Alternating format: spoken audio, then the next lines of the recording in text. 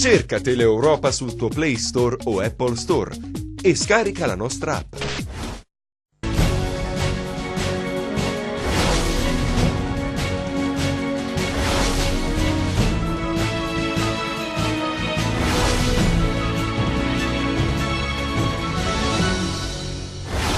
Ha problemi psichiatrici l'uomo che ieri pomeriggio ha fatto fuoco uccidendo 2 persone a Nicotera, ferendone altre 3 e facendo perdere le proprie tracce. Il giovane, che è armato, è attivamente ricercato dalle forze dell'ordine. 2 persone sono state arrestate dai poliziotti di Castrovillari, accusati di aver tentato di estorcere denaro all'impresa impegnata nei lavori di ammodernamento della statale 534. Fatture pagate 2 volte all'ASP di Reggio, alla clinica Villa Aurora, notificato l'atto di conclusione delle indagini a 10 persone, di cui 8 sono funzionari dell'azienda. Il generale Aloisio Mariggiò parla del nuovo corso di Calabria Verde. È cambiato tutto, dice. Comincia la stagione politica per Casali del Manco, 3 i candidati a sindaco per amministrare la nuova città, nata dalla fusione di 5 comuni. La tappa del Giro d'Italia che ha toccato la Calabria lascia uno strascico di polemiche per le affermazioni del telecronista in merito alla vicenda della nave dei veleni, ma Gorno non bastano le scuse della RAI. Prime gare playoff, il Cosenza passa in rimonta, il rende sconfitto a Caserta, martedì Silani in campo contro i Campani. Buonasera dalla redazione del TG10, dunque la cronaca in primo piano, problemi psichiatrici l'uomo che ieri pomeriggio ha fatto fuoco uccidendo 2 persone a Nicotera, ferendone altre 3 e poi facendo perdere le proprie tracce. Il giovane è armato ed è attivamente ricercato dalle forze dell'ordine. Sentiamo. Identificato e braccato dalle forze dell'ordine, ancora caccia all'uomo nel nicoterese alla ricerca di Francesco Olivieri, 32 anni, di Nicotera, l'autore del Far West che si è consumato ieri pomeriggio tra Nicotera e Limbadi, in fuga a piedi dopo aver abbandonato a Caroni la Fiat Panda utilizzata per compiere le 2 azioni di fuoco. Contrariamente alle prime notizie diffuse ieri sera, Olivieri non sarebbe stato ancora catturato anche se braccato dai carabinieri. Le ricerche continuano anche con l'ausilio dei cacciatori di Calabria, gruppo speciale dei militari dell'Arma con sede a Vibo Valentia, specializzato nella ricerca dei latitanti, e con l'ausilio di 2 elicotteri. Il drammatico bilancio della follia omicidia è di 2 morti e 3 feriti. Tutto inizia ieri pomeriggio intorno alle 15. Olivieri fa irruzione in un bar di Limbadi sparando ad alcuni uomini intenti a giocare alle carte e ferendone 3. Quindi si sposta a Nicotera, dove spara ed uccide sul colpo Michele Valarioti, ex operaio di 67 anni, da tempo alle prese con un cancro ed ancora in chemioterapia. Poi raggiunge l'abitazione di Giuseppina Mollese, di 80 anni. Le sue condizioni appaiono gravissime, colpita con una proiettile ad un polmone, soccorsa, viene trasferita in codice rosso all'ospedale di Catanzaro, dove muore in sala operatoria. A quel punto inizia la sua fuga, braccato dai carabinieri. Francesco Olivieri risulta imparentato con esponenti apicali del clan Mancuso di Limbadi. Mentre prosegue la caccia all'uomo, gli investigatori cercano anche di capire i motivi ancora ignoti che hanno armato la sua mano. Si fa strada in queste ore anche un'ipotesi in base alla quale Olivieri potrebbe aver agito per vendicare l'uccisione di suo fratello Mario, avvenuta 25 anni fa. Sullo sfondo della vicenda c'è un altro particolare. Anche il figlio di Giuseppina Mollese, la donna ferita e poi morta in ospedale a Catanzaro, venne ucciso alcuni anni fa. Il giovane si chiamava Ignazio Gaglianò e gli assassini non furono mai scoperti. Intanto i carabinieri confermano di essere sulle tracce dell'omicida. In volo mezzi aerei dell'8° di nucleo, allertato come dicevamo anche il reparto speciale del nucleo cacciatori di Calabria. L'imponente battuta di ricerca dei carabinieri si è estesa nelle ultime ore anche nella vicino a Rosarno. Olivieri viene indicato come un soggetto problematico e pericoloso. È ancora armato del fucile con il quale ieri ha eseguito la sua follia omicida. Una partita a calcio sulla spiaggia, poi la tragedia in mare a Catanzaro. Sono stati recuperati questa mattina i corpi dei 2 giovani gambiani che ieri pomeriggio si erano tuffati ma sono stati poi travolti dalle onde. Sono stati recuperati questa mattina i corpi dei 2 giovani gambiani dispersi in mare da ieri pomeriggio. Si erano tuffati nelle acque antistanti il quartiere Rio di Catanzaro per recuperare un pallone, ma sono stati trascinati alla corrente. I loro amici hanno scrutato il mare nella speranza di avere una buona notizia, mentre i soccorritori erano impegnati nelle ricerche. Sul posto per tutta la notte hanno operato mezzi navali e aerei della Capitaneria di Porto, i vigili del fuoco, carabinieri, polizia. Poi, questa mattina, poco dopo le 7, notte i 2 corpi sono stati individuati da un elicottero di Calabria Verde. Erano poco distanti da quel tratto di mare dove si erano immersi. Sono stati quindi recuperati da un mezzo della Guardia Costiera. Sulla spiaggia la disperazione dei connazionali dei 2 gambiani, il conforto dato agli amici rimasti dagli abitanti della zona. Una tragedia che ha scosso l'intera collettività.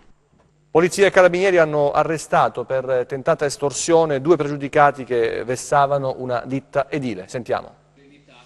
Avevano chiesto un non meglio precisato contributo per lasciar proseguire tranquillamente i lavori dell'ammodernamento della strada statale 534 che collega l'autostrada alla statale 106, ma il responsabile del cantiere, seppur abbastanza chiaramente minacciato, ha risposto picche e ha avvisato le forze dell'ordine, e così polizia e carabinieri hanno arrestato 2 pregiudicati, Luigi Di Gesù, 50 anni, e Salvatore Vena, 45 anni. La ditta vessata, la Intercantieri Vittadello di Padova, già in passato era stata vittima di richieste estorsive quando lavorava alla diga dell'Esaro, ma stavolta la denuncia è stata immediata. In questo caso, oltre a registrare positivamente, davvero forse è la prima volta che succede, quindi questa collaborazione da parte della vittima, che era il preposto della ditta, quindi che ha riferito subito quello che era accaduto, registriamo che abbiamo ottenuto tempi,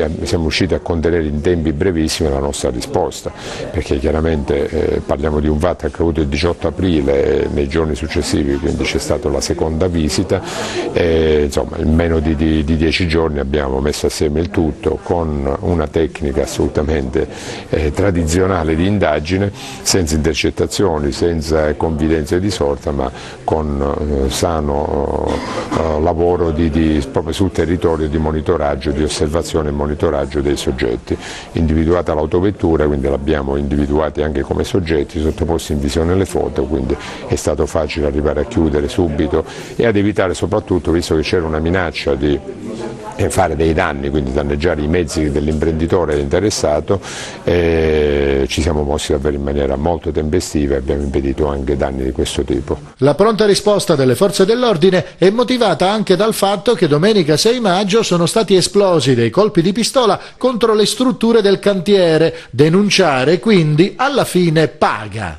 A chi denuncia dobbiamo dare la risposta di giustizia e quindi dobbiamo essere in condizioni, evidentemente non solo con l'impegno personale ma anche con i mezzi che abbiamo a disposizione. Noi abbiamo, adesso io ho una procura, un ufficio con 9 magistrati e siamo a disposizione della collettività, veramente 24 ore al giorno. Noi riceviamo chiunque, siamo impegnati fino alle 9 di sera normalmente in ufficio per far sì che la gente creda nell'istituzione e creda che veramente vivere onestamente conviene ancora da queste parti. Fatture pagate 2 volte dall'ASP di Reggio alla clinica Villa Aurora, notificato l'atto di conclusione delle indagini. 10 persone, di cui 8 sono funzionari dell'azienda, sono indagate. Fatture pagate 2 volte dall'ASP di Reggio Calabria a favore della clinica privata Villa Aurora, e per questo il comando provinciale della Guardia di Finanza della città dello Stretto ha notificato un avviso di chiusura indagine nei confronti di 10 persone, tra questi 8 sono funzionari dell'azienda sanitaria provinciale Reggina. L'inchiesta delle Fiamme Gialle partì nel 2015 e vide impegnati in modo particolare gli uomini del nucleo economico-finanziario. Gli investigatori acquisirono una serie di documenti che ricostruivano un percorso di transazione tra l'ASP e Villa Aurora per il pagamento alla clinica privata di circa 6 milioni di euro. Il credito vantato da Villa Aurora riguardava prestazioni professionali pregresse in convenzione con il sistema sanitario nazionale. L'azione investigativa si incentrò tra l'altro sulla esigibilità della somma, attività che portò anche al sequestro dei bilanci di diversi anni di attività di Villa Aurora. Un primo accertamento consentì di scoprire che il credito vantato, ad esempio, era inferiore di oltre 3 milioni di euro e che le somme pagate a seguito dell'atto transattivo erano state riscosse in via ordinaria da Villa Aurora nel corso degli anni. Da qui l'accusa di truffa e falso ideologico. Naturalmente gli indagati avranno tempo 20 giorni per presentare eventuali memorie alla Procura della Repubblica di Reggio Calabria, che coordina l'inchiesta. Basta fango, Calabria Verde è cambiato tutto. È lo sfogo del generale Aloisio Marigiò, commissario dell'ente subregionale che si occupa di forestazione, ente al centro delle indagini da parte di 2 procure. Dopo la perquisizione del suo ufficio, Marigiò esprime amarezza e respinge con forza l'ipotesi che l'attuale attività amministrativa ruoti attorno ad un sistema corruttivo. Sentiamo. Il commissario di Calabria Verde Aloisio Marigiò, sin dal giorno del suo insediamento, sta cercando di imprimere un nuovo corso all'ente in house della Regione Calabria che si occupa di forestazione. Un compito non facile il suo. Su Calabria Verde, lo ricordiamo, indagano 2 procure, quella di Catanzaro e quella di Castrovillari. Nel mirino degli inquirenti la gestione di incarichi e appalti. L'ultimo blitz in ordine di tempo è il 27 aprile scorso, quando i carabinieri forestali perquisirono la sede di Calabria Verde a Catanzaro. In quell'occasione i militari acquisirono computer e documenti nell'ambito delle indagini che hanno portato all'arresto di una funzionaria dell'ente subregionale, Antonietta Caruso, e di un agronomo, Salvatore Procopio, accusati di concussione. Al centro delle indagini della Procura di Castrovillari una tangente da 20.000 euro. Ebbene, quel 27 aprile fu perquisito anche l'ufficio di Marigiò. Vedermi correlato, messo in correlazione ad un episodio di corruzione non è stato bello, non è stato assolutamente bello. Comunque sia, capisco le esigenze della magistratura, sono contento che hanno trovato quello che cercavano. C'è amarezza nelle parole di Marigiò, che non accetta che venga messo in discussione quello che si sta facendo con le risorse e il personale a disposizione. Esprime poi dubbi su alcune circostanze emerse dalle inchieste. Com'è possibile che un presunto mafioso possa aver consegnato così, senza battere ciglio, 20.000 euro a una funzionaria donna di Calabria Verde? Molto strano. Altra cosa che mi preoccupa tanto, come mai quella consegna è avvenuta in una certa zona? Se uno abita a San Giovanni in Fiore o abita a Spezzano, non vedo perché si debba spostare nella zona di Cave di Melis. Ci sono diverse cose che non vanno. Io parlo sempre a ragion veduta dopo aver visionato gli atti. Marigiò, chiamato 2 anni fa a risollevare le sorti dell'agenzia dopo gli scandali giudiziari, sottolinea gli sforzi fatti sin dal suo insediamento per voltare pagina e non accetta che l'arresto della Caruso venga indicato come la conferma dell'esistenza di un illecito nuovo meccanismo di gestione delle concessioni boschive da parte di Calabria Verde. Se qualcuno ne ha approfittato, io non starò zitto, io sono stanco, metto a disposizione della magistratura tutto il carteggio di Calabria Verde e adesso da commissario liquidatore tutto il carteggio di Afor, anzi se qualcuno se lo prendesse e se lo portasse da qualche altra parte mi farebbe anche un favore. Chiedo scusa per l'irruenza, ma mi sento profondamente umiliato.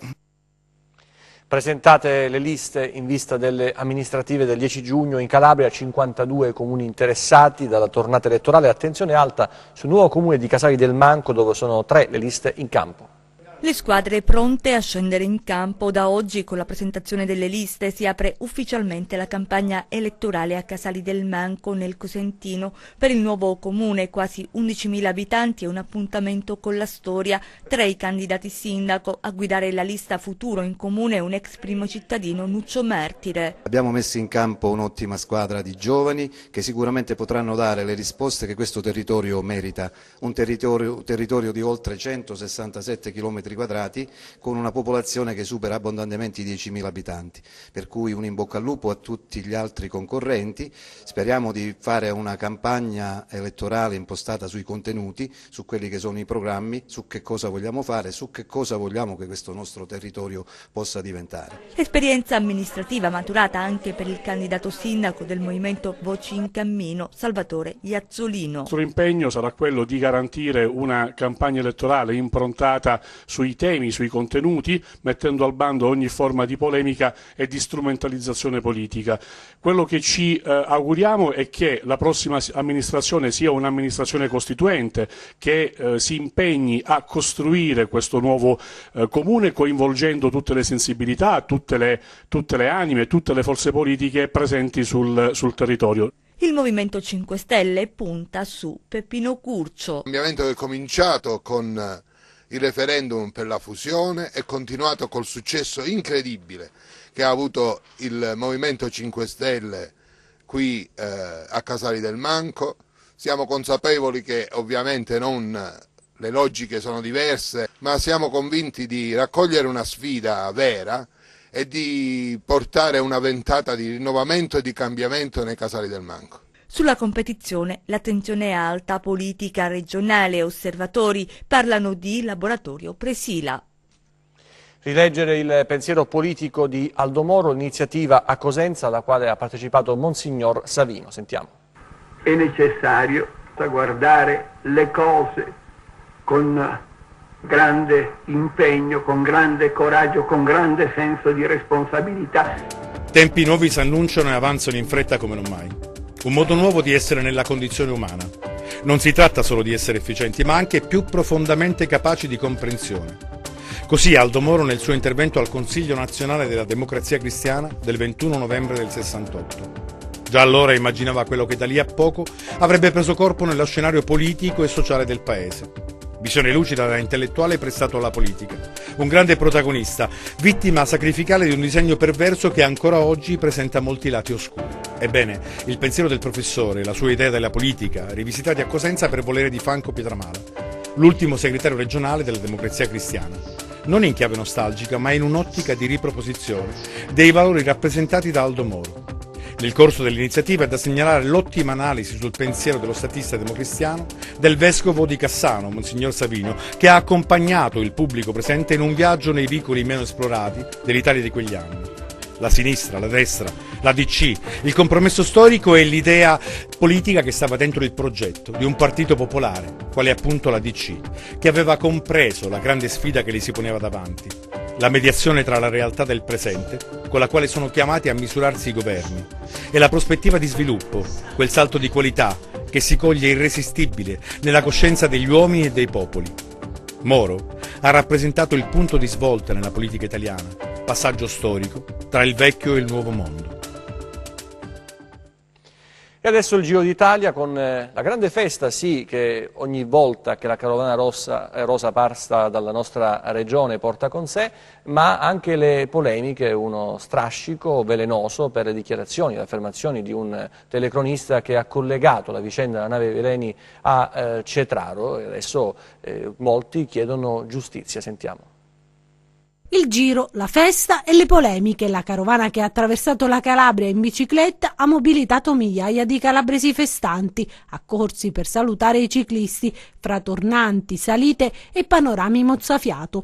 Tutto bene fino a quando la carovana non ha attraversato il tratto di costa che da Mantea va giù fino a Diamante e il racconto della tappa non scivola sui temi strettamente legati alla competizione.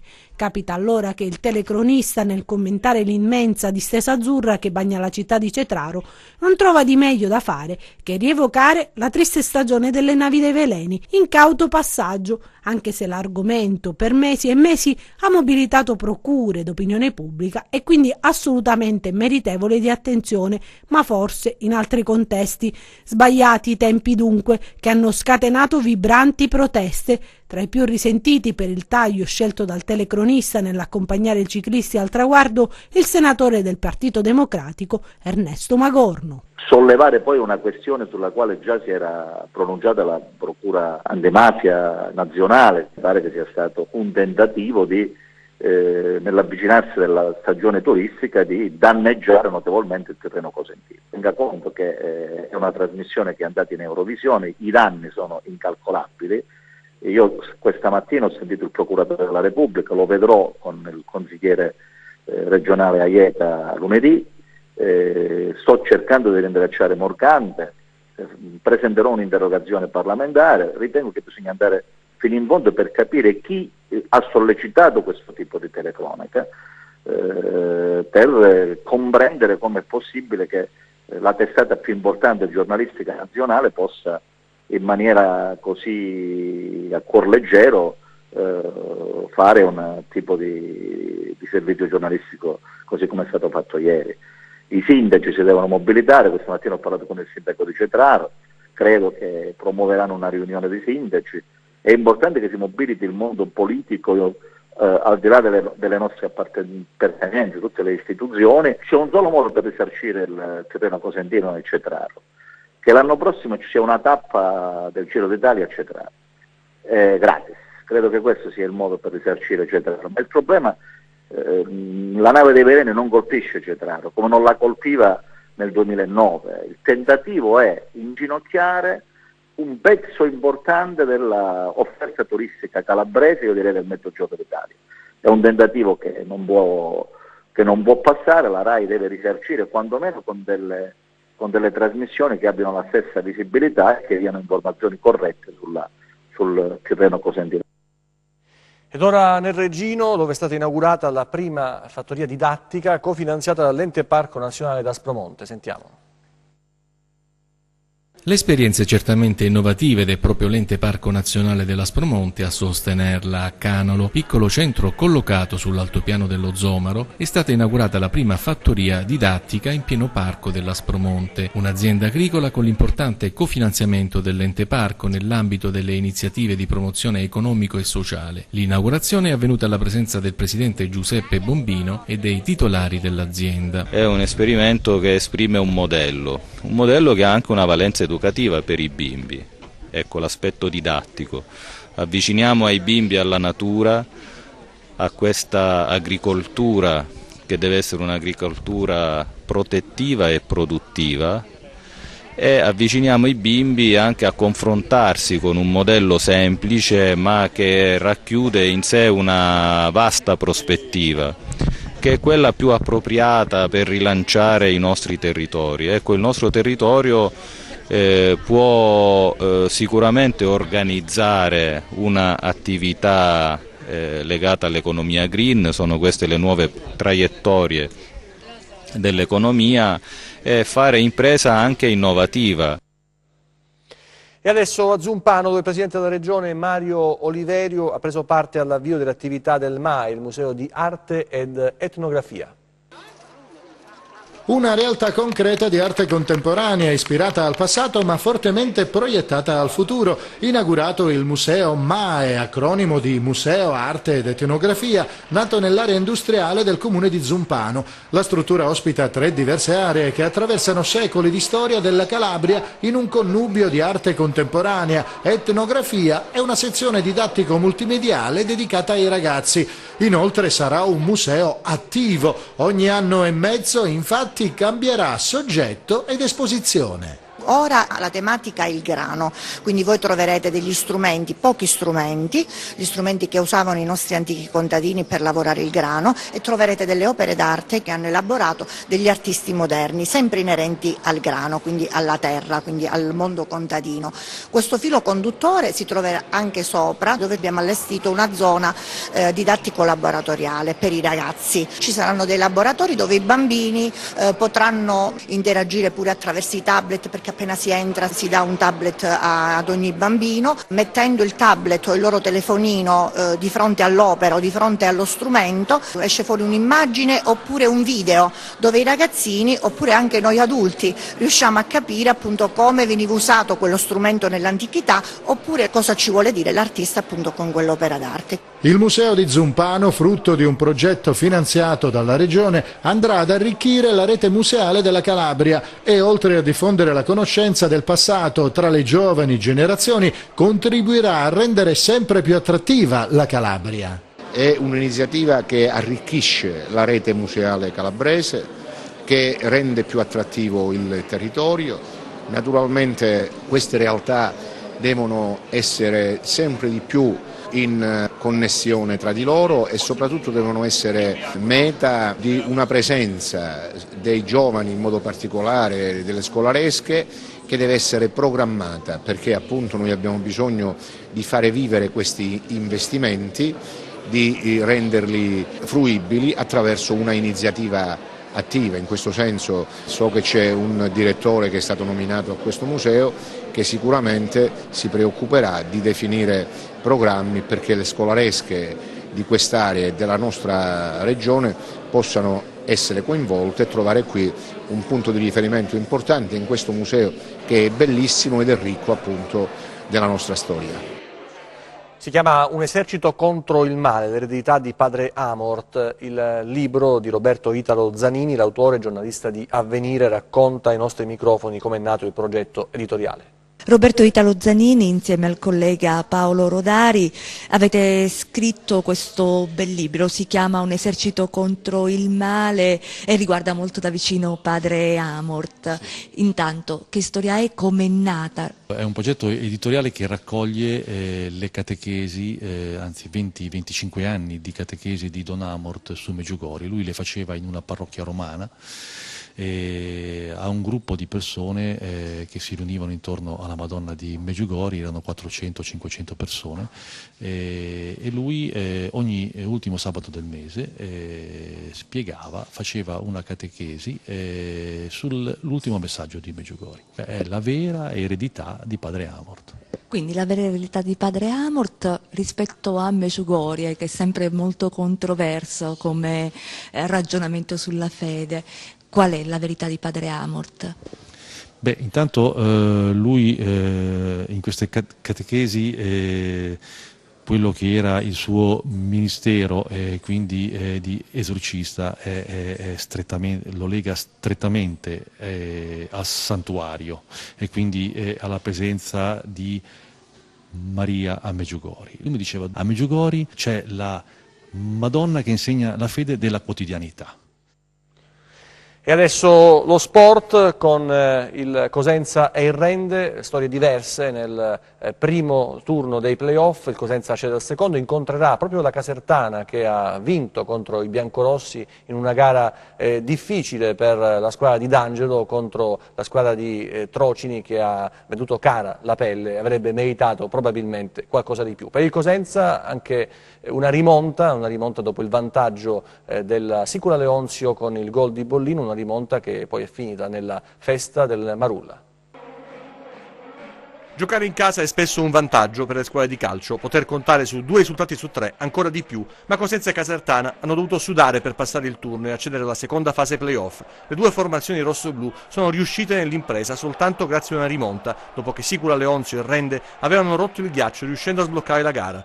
Storie diverse nelle due partite, ma risultati identici. Il Cosenza ha tenuto a bada la squadra di Amiodiana, anzi è riuscita a rendersi anche pericolosa in 2 occasioni con Tutino, avvicinandosi al gol del vantaggio. Poi però la punizione magistrale di Bollino ha messo tutto in discussione, ribaltando l'inerzia della gara e l'onere di dover fare la partita e segnare almeno il gol del pareggio. Attimi di smarrimento per i rossoblù, che però hanno saputo reagire con l'aiuto di Occherè, che al secondo gol in campionato e Baclé dal dischetto hanno effettuato il sorpasso decisivo spazzando via ogni perplessità. Chiaramente noi avevamo impostato una partita per essere aggressivi, il problema è che a volte certe cose non sono così automatiche e permettevamo loro di palleggiare un po' troppo. A parte la punizione, quanti tiri in porta hanno fatto? 0. Noi qualche cosa si era fatta, secondo me è giusto che passiamo noi, sapevamo che non era facile, perché non sono nessuna facile. Chi pensa che le partite dei playoff siano facili vuol dire che non capisce un cavolo di calcio. Tutto qui. I ragazzi non hanno voluto perdere, ha fatto una buona finale di partita alla grande sia Okereke che Palmiero, che sono entrati alla grande. Alan dopo rigore si è sbloccato, ha iniziato a giocare come sa, perciò poi alla fine siamo contenti e adesso vediamo che succede. Al Pinto invece la gara l'ha fatta il Rende, ha sfiorato il gol nel primo tempo con Gigliotti e l'ha trovato nel secondo con lo stesso centrocampista. Poi De Brasi ha neutralizzato il rigore dubbio battuto da Turchetta, ma non è riuscito a evitare il pareggio di Pinna sul calcio di punizione. L'espulsione di Danna e la punizione di Laribi finita sulla traversa non hanno cambiato la storia del match. Turchetta ha chiuso i giochi fermando la corsa del Rende e regalando alla Casertana il lasciapassare per il Marulla, dove alle 20:30 di martedì sfiderà il Cosenza. Un'altra analogia, le espulsioni di Braglia e Trocini squalificati dal giudice sportivo. E adesso il meteo per le prossime ore.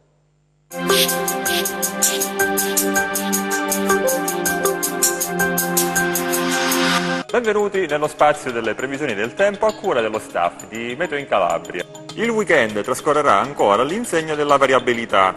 All'inizio della prossima settimana avremo invece un peggioramento delle condizioni del tempo per l'affondo di una goccia fredda di origine nord-atlantica sul Mediterraneo. Un peggioramento più organizzato quindi, con annesso lieve calo delle temperature che si porteranno, parzialmente, su valori al di sotto della media stagionale.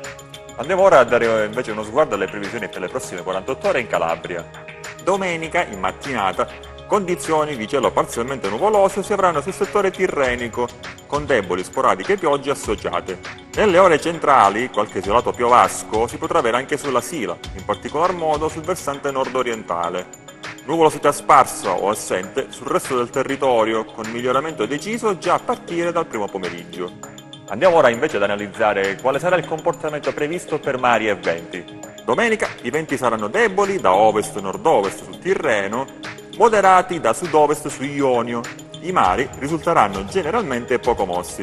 Prima di salutarci io vi rinnovo l'invito a consultare il nostro portale online all'indirizzo www.meteoincalabria.it, nonché la nostra pagina Facebook all'indirizzo facebook.com/meteoincalabria, dove vi ricordo potrete avere notizie sempre aggiornate sull'andamento climatico per la nostra regione. Bene, anche per oggi è tutto, arrivederci al prossimo appuntamento. TG che finisce qui, ci vediamo nelle prossime edizioni, grazie per averci seguito, arrivederci e buona serata.